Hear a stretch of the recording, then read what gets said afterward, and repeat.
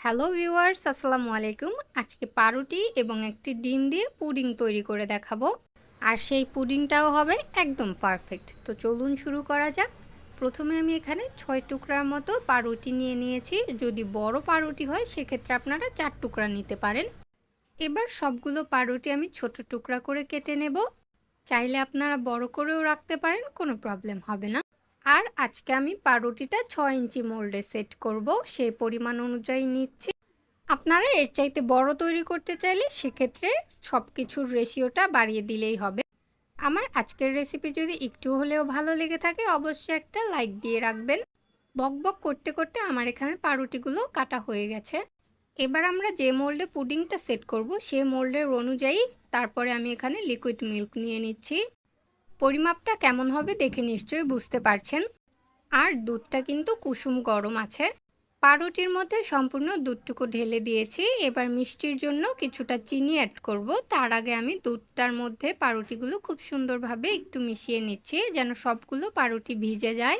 মিষ্টিটা কিন্তু আপনারা আপনাদের পছন্দ অনুযায়ী কমিয়ে বা বাড়িয়ে নিতে পারেন। আমি এখানে 1/3 কাপের চাইতে কিছুটা কম চিনি দিয়ে দিচ্ছি।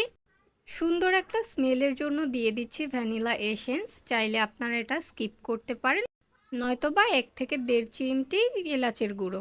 আর সবগুলো মিশ্রণ আমি ভিজতে দিয়ে ওপাশে আমি মোল্ডের মধ্যে ক্যারামেলটা তৈরি করে নিয়েছি। অ্যাকচুয়ালি ক্যারামেলটা কম বেশি সবাই তৈরি করতে পারে, এজন্য দেখালাম না। তো আমরা যে দুধ আর পাউরুটির মিশ্রণটা রেখেছিলাম সেটা একটি ব্লেন্ডারে জারে নিয়ে নিয়েছি আর একটি ডিম ভেঙে দিয়ে দিলাম। এবার এটাকে ব্লেন্ড করে নেওয়ার পালা।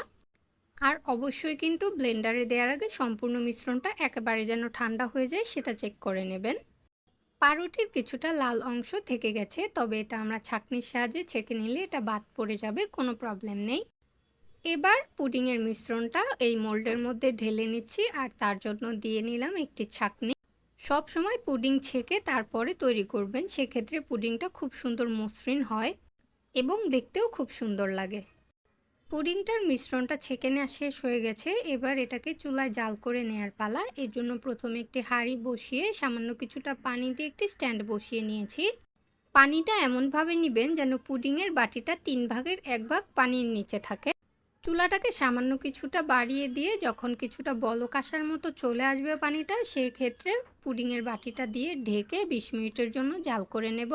অবশ্যই খেয়াল রাখবেন বাটিটা যেন না নড়াচড়া করে। তো আমি এখানে 20 মিনিট জাল করে নেওয়ার পর প্রায় 1 ঘন্টার মতো নর্মাল ফ্রিজে রেখে তারপরে ফিরে এলাম। যতটা বেশি নর্মাল ফ্রিজে রেখে সেট করতে পারবেন পুডিংটা ঠিক ততটাই সুন্দর হবে। এবার মোল্ড আউট করে নেওয়ার পালা। অ্যাকচুয়ালি পুডিংটা আমি বিকালে তৈরি করে রেখেছিলাম, তো ফ্রিজে রাখার পরে 1 ঘন্টা পর এখানে রাত হয়ে গিয়েছিল, এই জন্য ভিডিওটা এমন দেখাচ্ছে। আশা করছি ক্ষমা দৃষ্টিতে দেখবেন।